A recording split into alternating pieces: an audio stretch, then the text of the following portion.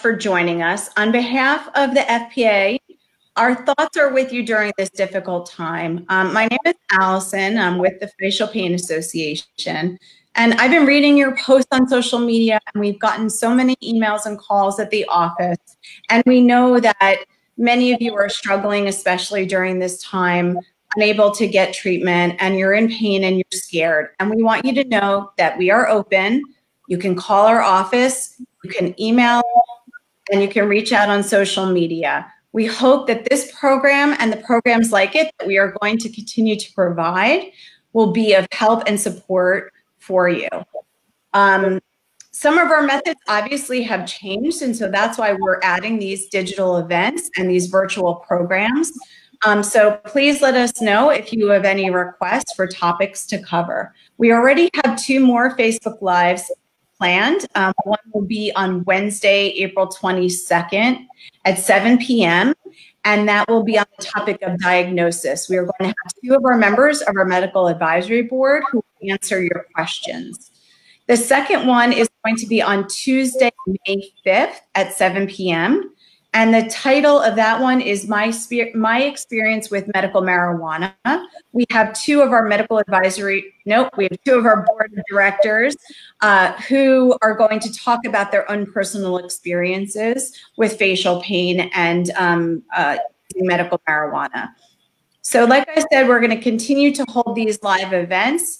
We're going to continue with our webinars, and we're going to send a bi-weekly email bulletin that includes important updates about programs and information on all kinds of topics related to neuropathic facial pain. So if you are not receiving those, please email us at info@tna-support.org or call the office to make sure that you are on our email list. Please also, if you haven't already, like this page so you will receive updates about new programs coming out, and links to resources. Finally, I just want to remind you all that the Facial Pain Association is a 501c3 nonprofit organization, and we rely upon individual donations. You can click the donate button on this page to ensure that we can continue to provide these valuable programs. So now, without further ado, I'm going to hand you off to Allie Kubik, who is one of our wonderful board directors. Thank you, Allison, and thank you for having me. As Allison said, my name is Allie Kubik. My journey with facial pain started when I was 13 years old. I was diagnosed, with bilateral facial pain. Since then, I've undergone various different surgeries and am now able to manage my pain with a low dose of medication, which I am incredibly thankful for. And I have been working with the FPA for many, many years and have learned so much. And as Allison said, I am on the board of directors for the FPA.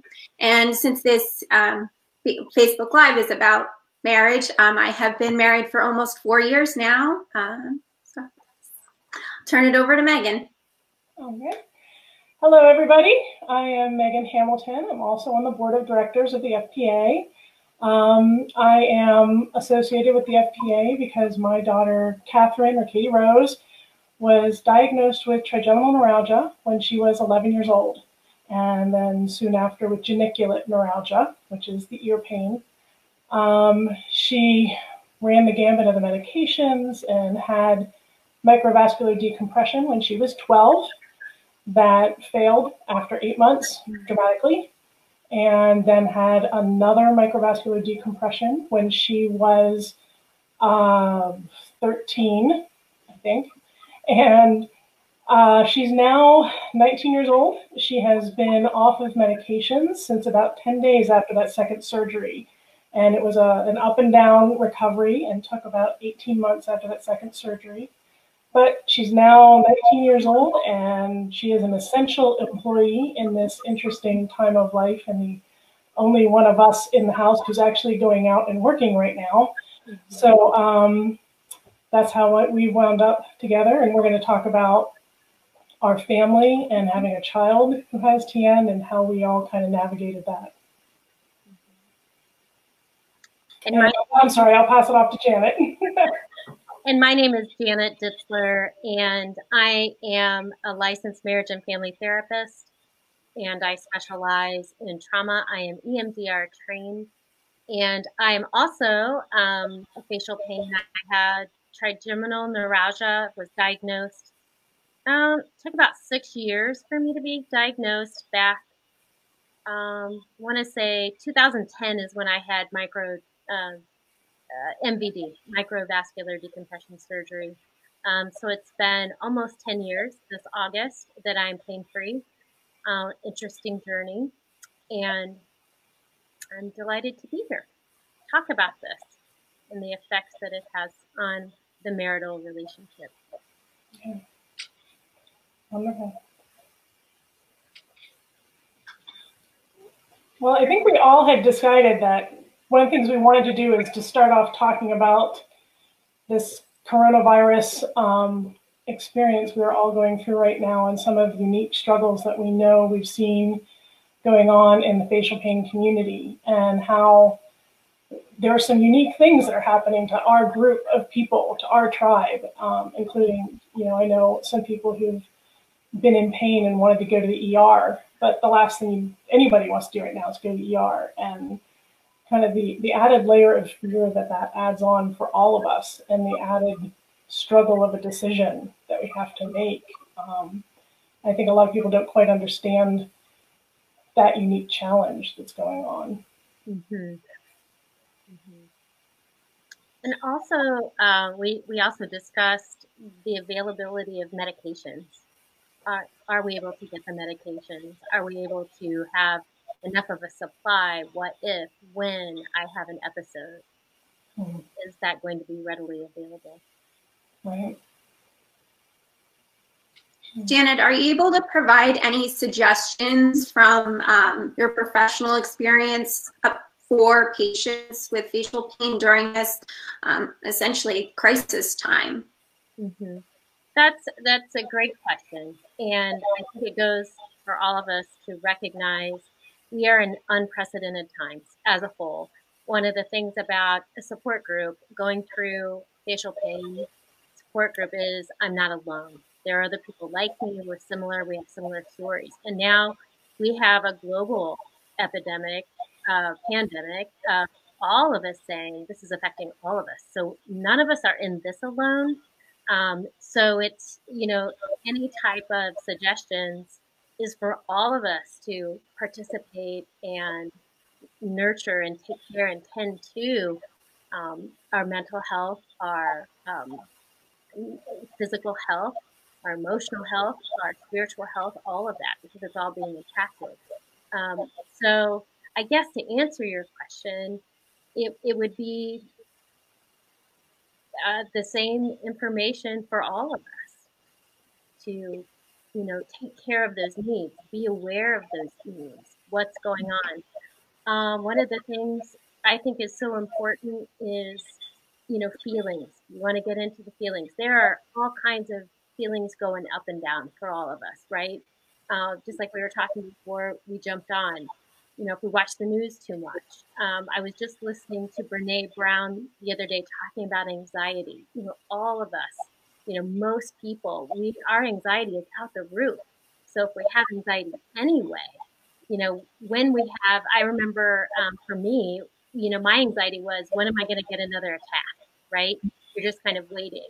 So I had that anxiety. Now we all are living through this anxiety of, when is this going to be over? Am I going to get sick? What if one of my loved ones gets sick? So there's so many of those questions going on, too. So one of the things is you've got to move these feelings. I got to know what I'm dealing with. I got to call them out. I got to recognize them. I'm feeling anxious. What's that like for me? Well, my heart's beating fast. Okay, what do I need to do? Well, one of the most important things is tending to myself, tending to how am I feeling. We talk over and over and over about breathing. Stopping, inhaling through the nose for a count of, 4, pausing, exhaling through the mouth. We know that if we stop and do at least 3 breaths, it changes our chemistry in our brains. takes us to a more calm place. So we want to be able to do that. Tap into the breath. Notice how my body's feeling. And then kind of, if I can name the feeling with that, that's even, that's allowing that feeling to process through my body. So looking at all of us at different phases, many times during the day, we're all having these different types of feelings. Guilt, right? I'm working. My best friend's not working. Someone's sick. We are all going to be impacted by somebody being sick with this disease. Well, that's anxiety. That's anxiety building enough. Megan, you're talking about your daughter. She's on the front line, right? Mm-hmm. We have to be able to process through some of those feelings because we are not called to live in fear. We don't want to park and stop and live in fear. The same thing with trigeminal neuralgia or facial pain. We don't want to live in fear. I know, I don't have facial pain. That was Katie, but I'll relate this to, I have asthma that's pretty bad, and a number of medications that I'm on every day for it in the midst of this pandemic, which is not fun. And I found what really helped me was to think ahead to, okay, what are the things that are going to freak me out? let's just think about it right now and kind of make a little list of things. And what are the things I can do something about right now? And one of them was to contact my doctor, and I had a virtual appointment with him, holding my phone up in front of my hand, talking to him, and arranging with my insurance company to get multiple months worth of my medications up front. Because I was like, I don't want to go back out again. I want to be fully prepared. Like the medications you would normally give me for pneumonia, I want them now. And all this stuff, because I get pneumonia. I do that almost every year. So let's just do it now. And to me, that was like a level of safety, like a safety net for myself. Okay, that's something I can do to prepare myself. And one of those things that, as facial pain patients, that we can all do for those that we love that are dealing with it, and to kind of prepare them. Okay, what do you need ahead of time? What do you need now? And who do we know that we'll need to call, and be sure we're prepared with those things like that. What do we do instead of going to the ER? Right. Well, I loved, Allie, you had shared that you have a plan in place. You, instead of going to the ER, and again, making those provisions for yourself, to yourself. Yeah. As I shared, I'm a person who likes to have a plan. I like to be in control of things. So this type of situation is bad in all sorts of ways. And speaking to my heart right now. For me, stress is one of my biggest triggers of my pain. So as much as people can tell you, don't stress, you can't do anything about it. Like, don't tell a person who's stressed to not stress. Like that just, in my own opinion, I don't think that's helpful.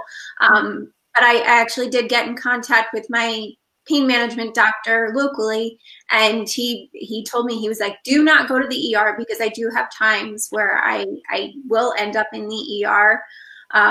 But we figured out a plan. Okay, if the pain is that bad, you would go to the pain center and you would get an infusion there where it's smaller people and or a smaller space and it's more controlled. So then I'm not sitting in the ER exposing myself, because that adds a whole nother layer of stress. Oh my gosh, what if I get sick? XYZ, coughing leads to more pain. So it's a vicious cycle. So kind of going back to your original question, some of the things that you can do are exactly what you guys have mentioned. Having a plan, having plenty of medications on hand, and having an awareness of taking care of yourself, tending to yourself, knowing your triggers, opening up this like an invitation for yourself to, okay, this is what's going on. This is how I'm going to prepare for it. Now, control is an illusion for those of you that like to have that feeling of being in control, right? We worry about my illusion from me. We all want that safety. We want that you're safe, right? And with facial pain, we know in moments when this shows up, I don't know if I'm going to be safe. I mean, right? I mean, sometimes it's like, well, you're not going to die from this, but yet the pain is so bad sometimes that you can't help but feel that way. It's horrible. Mm-hmm. So we want to be able to, that's what we're dealing with. Mm-hmm. And I'm as prepared as I can, getting medical care, belonging to support groups, tapping into the FPA, for support. You're not alone. We're not alone. Mm-hmm. Very helpful. I mean, that was super helpful for me, was a support group. Yeah.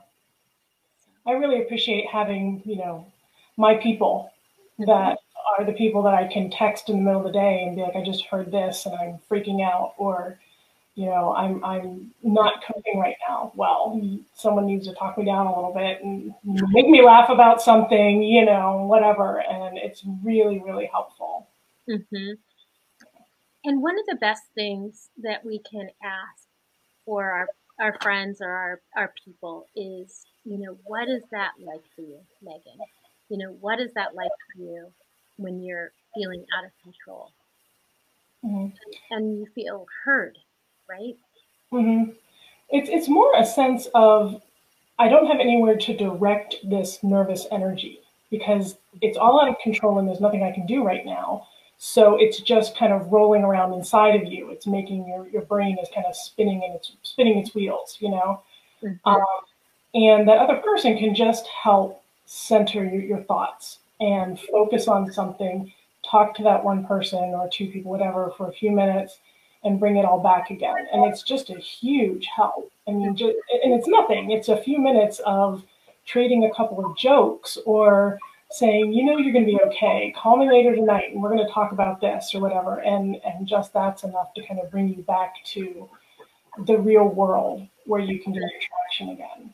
Mm-hmm. Megan, I think that's important, whether there's a pandemic or not a pandemic going on, having your people that you can talk to, because from your perspective as being a mom and seeing your child in all of this pain, you need that. You need people there that you don't have to explain. You can just say it and they get it, and they don't even have to respond, but you just had to get it out to someone who gets it. Yeah. We wound up with a small group of us. We called ourselves the TN Mamas because all of us had kids with TN, and we just leaned on each other more than I've ever leaned on people that I've never seen in real life before, ever, and we still text each other and reach out whenever something good or bad happens. Those are the people we reach out to. Guess what Katie did? She's a vet assistant and she's doing such and such or whatever. Because those were the people that I could call and I could say, she's having the pain today. And they knew what I meant. They didn't turn it into something else. They didn't poo-poo it. They didn't try to fix it. They didn't do any of that. They just understood. And it was huge, just huge. Mm-hmm. You can't get through without that. So Megan, with that group, and Katie Rose would have an episode, and you would contact this group of moms. Tell me what that common feeling. Well, what I'm after is they understand the feeling that you're feeling. Mm-hmm. They may not know exactly what you're going through. However, they can understand a feeling. So if I could ask you, if you float back to one of those times where Katie Rose was struggling, and notice your body. As I mentioned that, you made a face. Right? Yeah. You feel it. Yeah. I still to this day, and she's 19, okay? She's been pain-free and off meds since she was 13 pain-free, I would say, since she was 13, 14.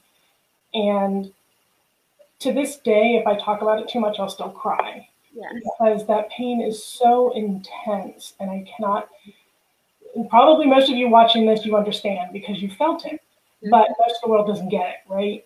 Mm-hmm. And to watch that happening to my child was just I cannot explain. You want to throw yourself on the fire to protect your child, and you can't. I had to lay beside her while she felt it and just be with her. And it was such loss and horror and, uselessness. And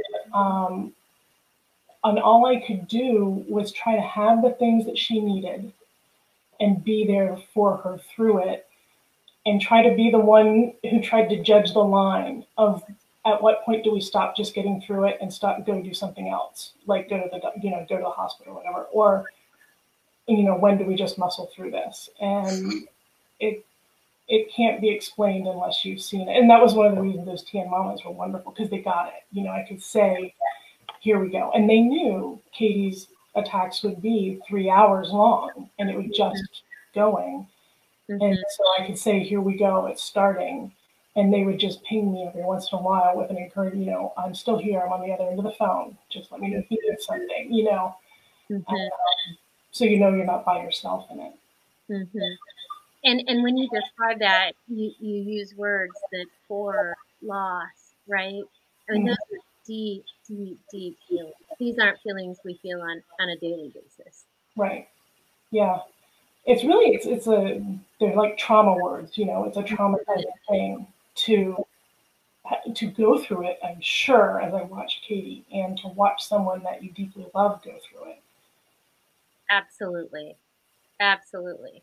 And I would say, even being a facial pain person, I mean, I fortunately, or where I'm at today, I've been pain-free for 10 years. It'll be almost 10 years. Yet, I have done EMDR on my trauma of my episodes, because that was trauma on my body and for me. And doing that EMDR helped release that so that I could process through those feelings. You should. Can you describe to us what EMDR, what it is to do that, and what it did for you? Because I don't know a lot about it. Okay, I'll try to do the best that I can. It sounds way more invasive than what it is, but it's research-based therapy. Stands for eye movement desensitization reprocessing. It was named too soon, but basically it's utilizing bilateral stimulation to process through. Our bodies hold on to trauma. If it's not always, but if it's processed through, it can move through. It moves through us. But when it gets stuck in our bodies and the body holds on to it, kind of like when you mentioned going back to Katie Rose and your whole body I read your face. You felt it. It's there. It's still there.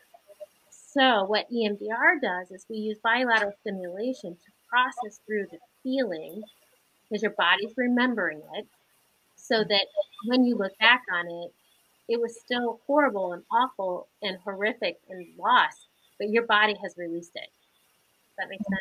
Yeah, it does. I feel like it's very organic. It sounds just so much more invasive. There's an 8-step protocol. It's backed by research. We use it for PTSD. We also use it for anxiety, depression, chronic illness.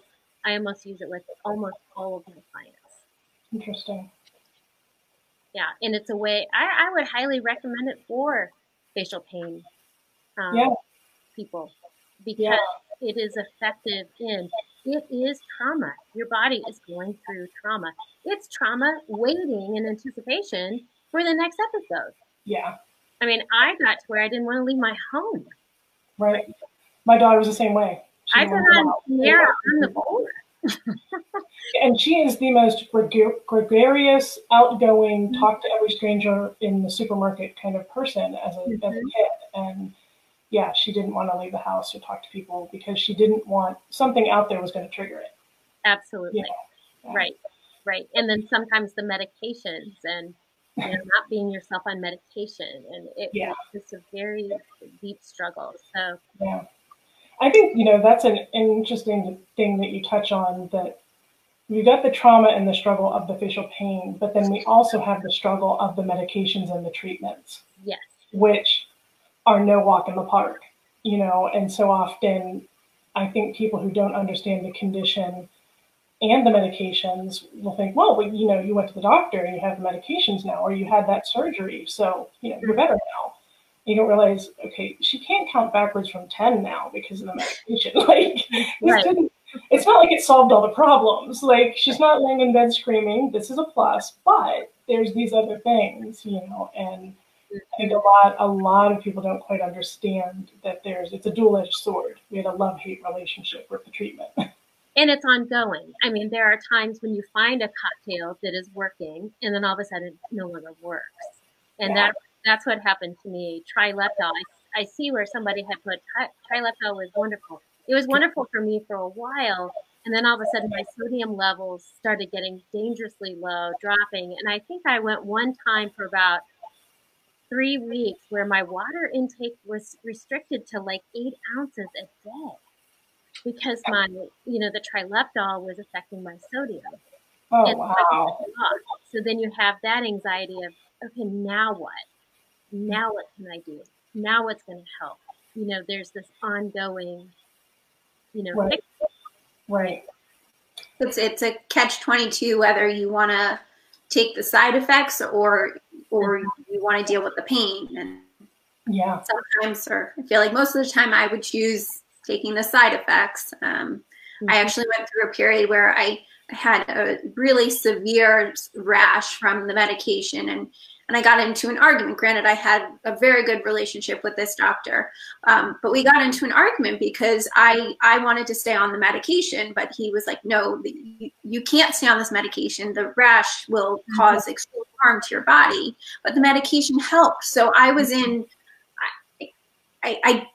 I was looking at, okay, I deal with this rash or I stay out of pain. I just want to stay out of pain. Like, yeah, I'll take the side effects. Yeah. And kind of going back to that collective approach and the support group, how many people are in this, you can either do this or you have this, and neither one of them are good. You can either have the trigeminal pain or the facial pain, or you can have these horrible side effects where you're going to feel like you're completely drugged. You'll pass out at any given time. I mean, it's because for me, I did have a horrible experience with side effects that I don't know which one I would take. They were both terrible. Right.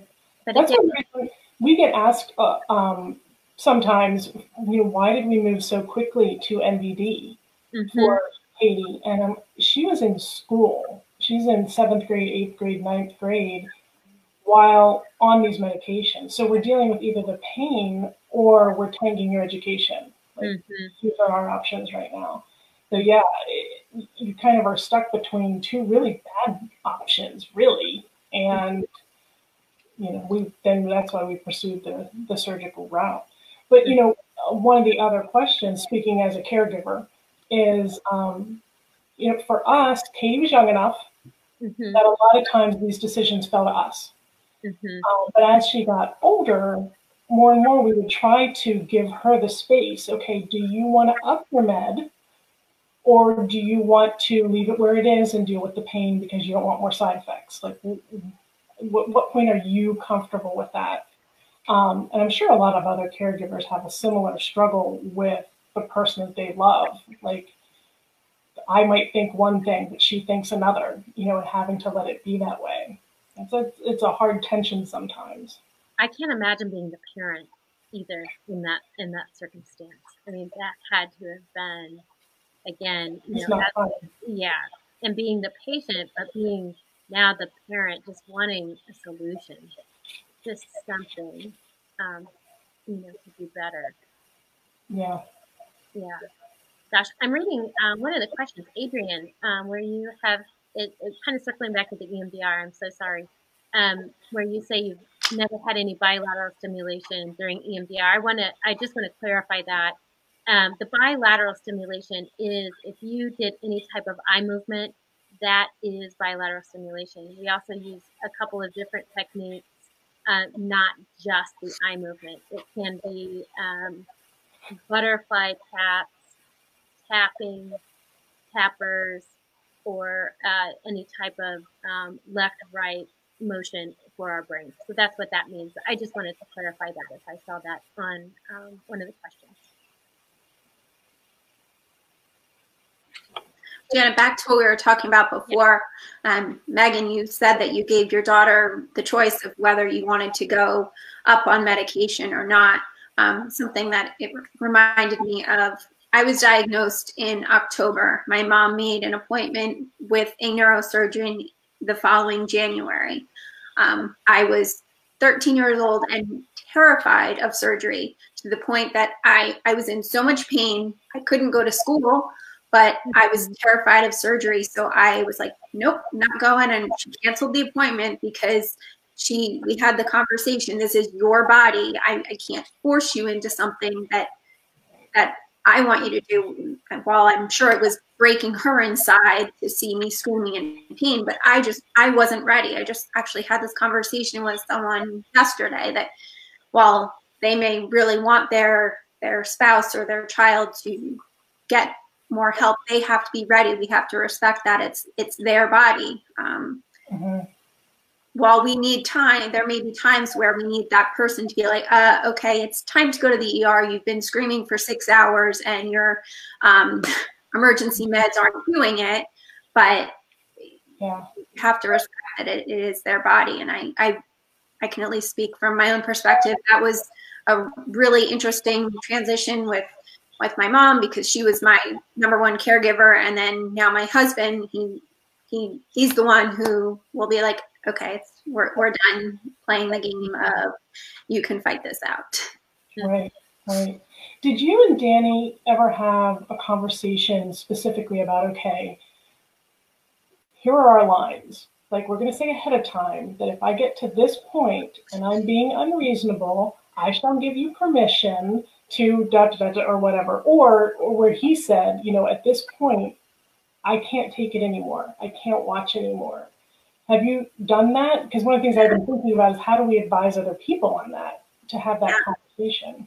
We never truly had a conversation about it, but I think over the years, he's just kind of learned, unfortunately, like, I have my rescue meds that I can take at home, and if I take the dosage that I need, or I can take, and it's not cutting it, we know that within 45 minutes it should be breaking the pain, and if it's not breaking the pain, it's time to get in the car and go to the hospital, because you can't just sit there. It's not going to go away. And granted, I will be the first to admit I will fight anybody, because I do not like going to the ER.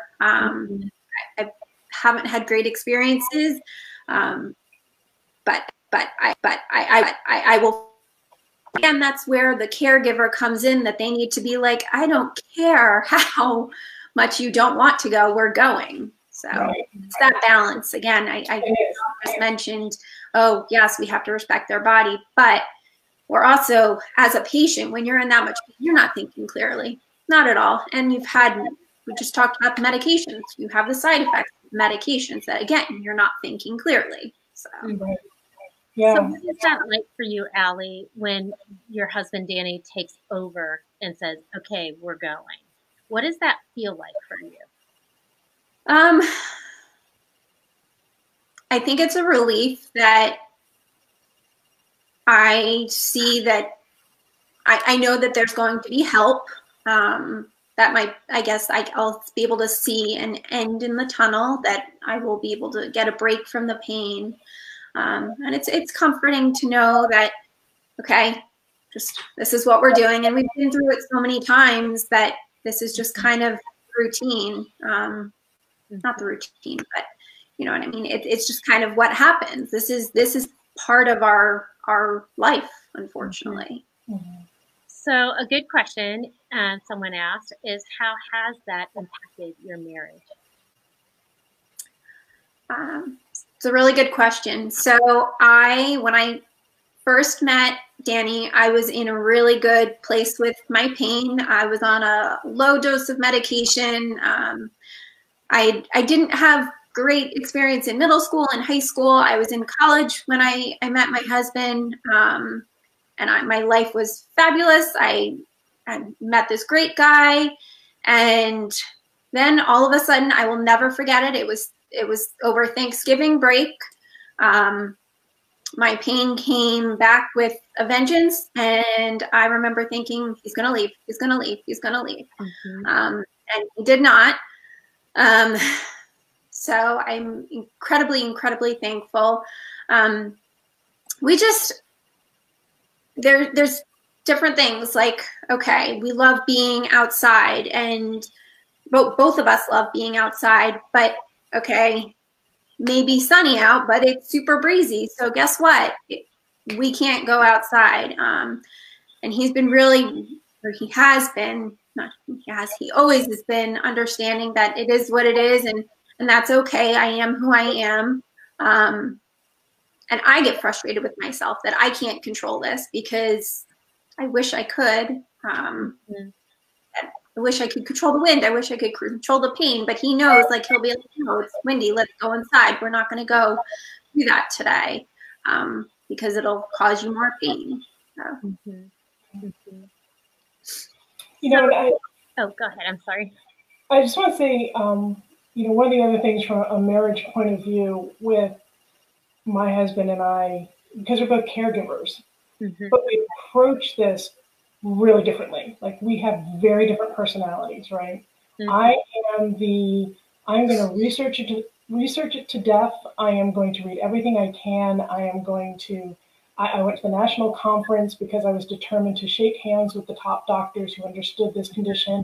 And I had my list of questions when I went, and my neurosurgeon, or Katie's neurosurgeon, still teases me every time I go in about, okay, how many questions do you have today? You know, and that's me. My husband is not like that. He is much more like, well, just take each day as we can. I'll do what I can. He's the much more chill kind of guy. And so that led to us butting heads, because I was like, well, you don't care enough to know more. And he's like, you're so psychotic, you're going to drive us crazy. You're like, you need to relax. and it took some real learning how to do that well together, which was very hard. And especially because we're trying to figure that out while we're under this hugely stressful condition. So it's a really, you know, it's like parenting through stress and chronic illness. It was really a stressful time. And what is your husband's name, Megan? Oh, Scott. Scott. So yes. For you and Scott, even though you handle things very differently, the feelings that you both were sharing were very similar. And being able to identify, hey, I'm scared too. I don't know what to do either. I have so many questions, but yet you recognize we are so different in how we handle things.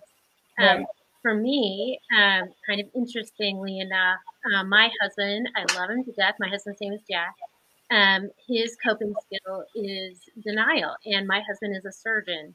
And my experience was, at the time, so much pain in the hospital with neurologists, and this neurologist looked at me, and I just said, I want a surgeon's name. I'm done. I can't handle this. And they said, oh, a surgeon won't see you for 6 months. And I said, I'm not going to make it 6 months.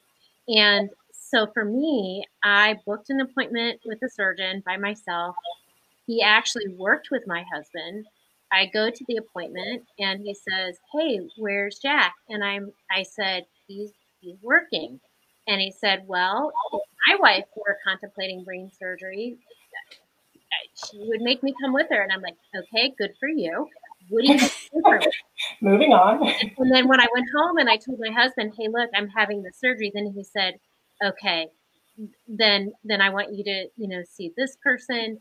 And, that's what we did. But it was definitely this, I felt so alone, right then. And you just want someone to understand what I'm feeling. What am I going through? I'm not alone in this. So it's taken me a lot of time to recognize, just because he might be in this denial doesn't mean he doesn't feel, the same way. He didn't like seeing me in pain either. He just couldn't fix it. Some of us are fixers. Yeah. Like you're saying, and sometimes we can't fix this. Yeah. and so that creates, dissension in the relationship. And then how do I handle, not communicating? Well, I shut down, or I take charge, or whatever it is that I do. Mm-hmm. Yeah. So anyway, we got through that, and we're able, you just learn a little bit more about each other. Mm-hmm. And even back, Allie, I'm so interested in, the relationship with Danny. And, when he makes that decision, like, okay, we're going to the hospital. And, that part of you is like, he understands me, he knows me, we're on the same page. Yeah, then you talk about, if it's sunny outside and I'm sorry, I can't go outside, how is he able to say to you, how he feels?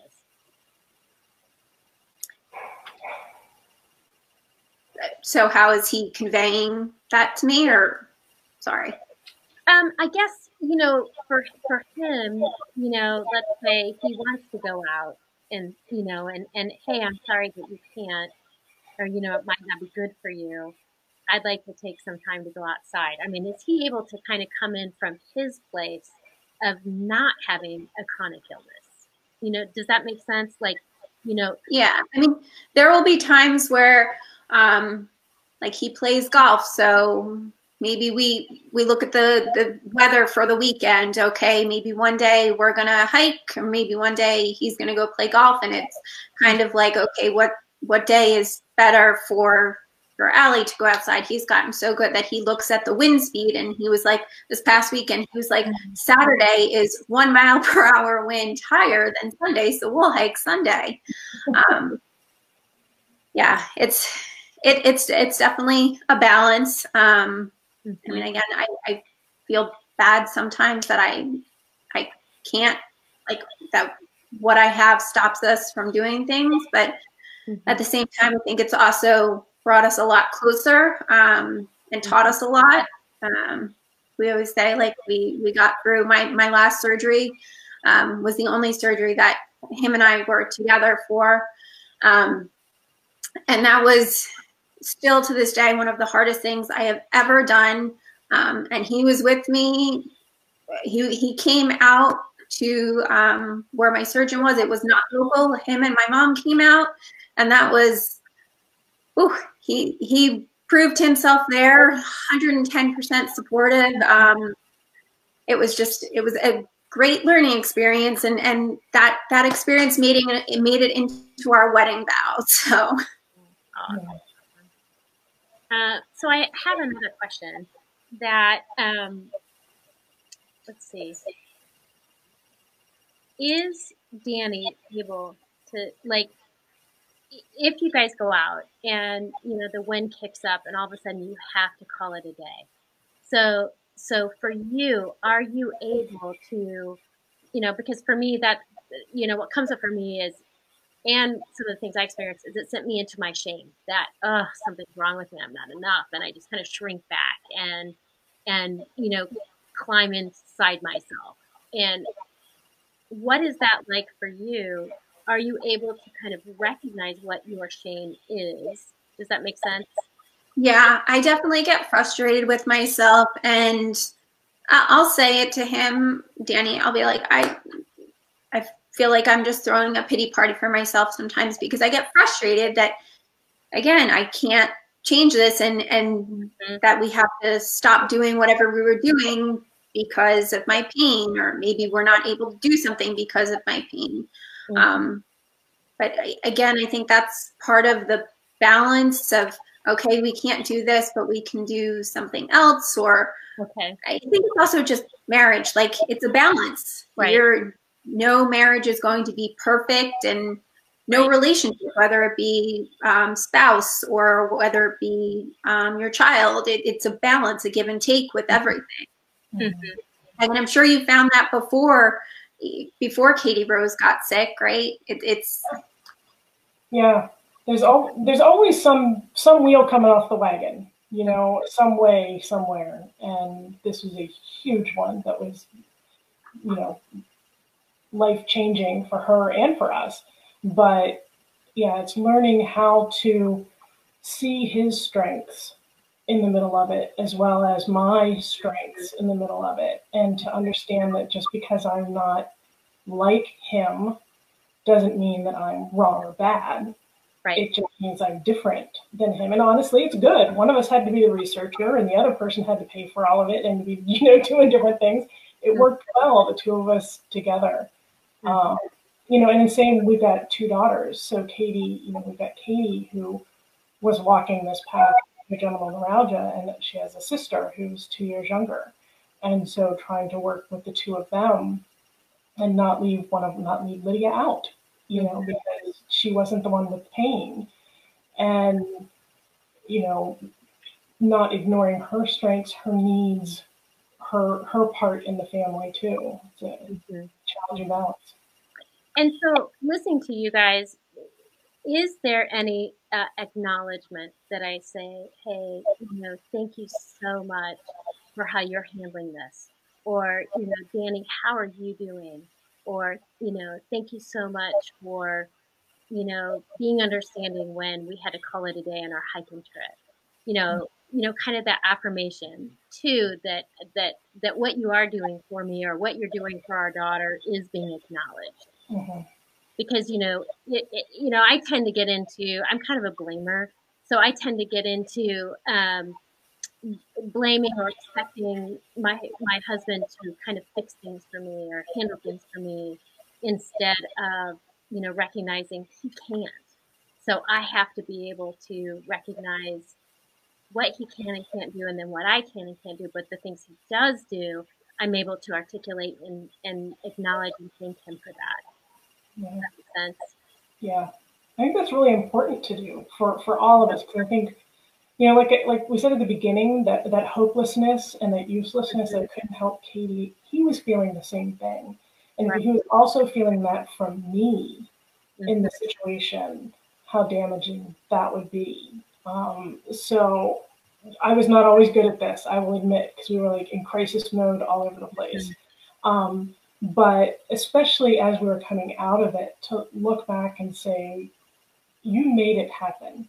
Wherever it was I wanted to fly and see a doctor, like he was supposed to be in China for work that week, well, he didn't go. He stayed home and he got us on that plane and we went, and that was the way it was. And the ways that he did to really name them, to call out, like, this is how I saw you sacrifice for us and make it happen. I think that's really important for us to do.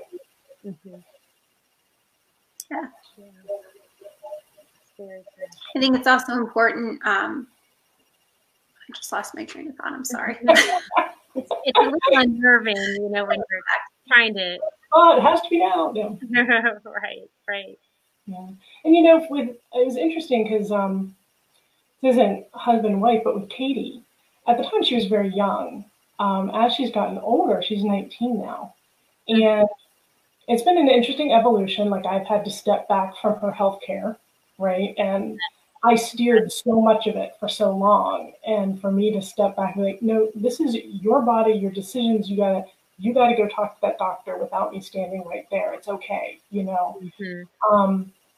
But for her also, that she has now, probably about when she was 17 or so, she actually said to me one day, I don't know what we were doing, and she said, if it wasn't for my TN, I don't think that you and I would be as close as we are.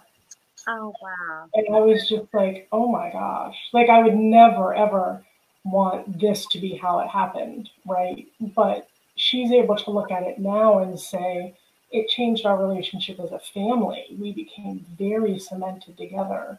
And it's us against the world, and we will help each other out and support each other. And even she's a teenager, can see that and acknowledge it, which is great. That's pretty awesome. Yeah. You mentioned too, like a lot of the time you and your husband were in the struggle, in the crisis. And so that amplifies things, so much more.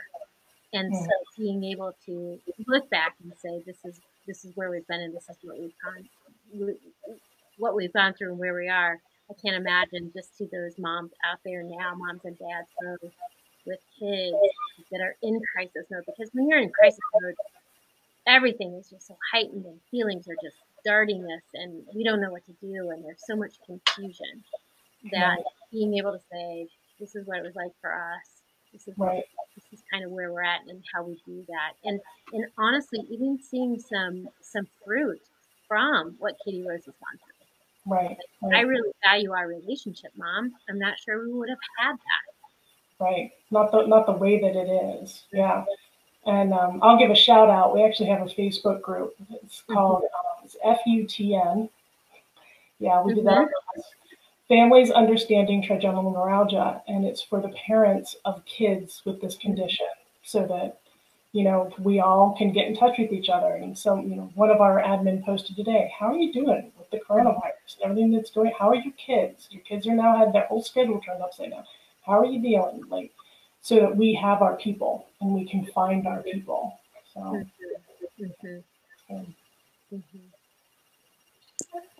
Yeah. Oh, you were going to say something. Allie?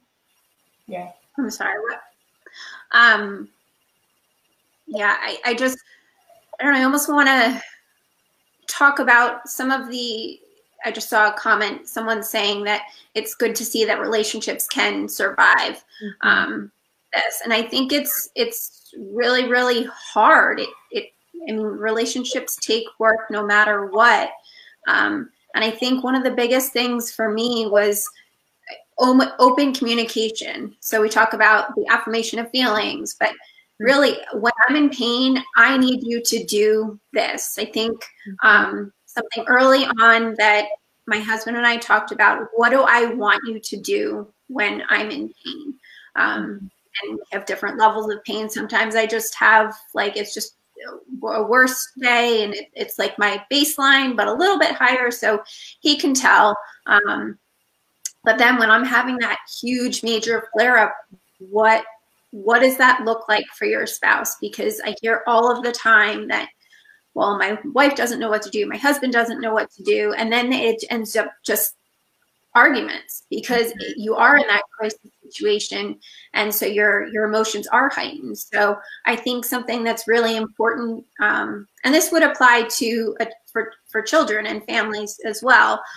When the patient is in pain, you need to have a plan before. What do you want your family around you to do? Do you want them to touch you? Do you want them to talk to you? Do you want them to give you heat, ice? Do you want them to turn the TV on, the lights on? What do you want? And granted, it could be different every single time, but at least give the guidance. So Megan, as a mom, you know what your daughter would want.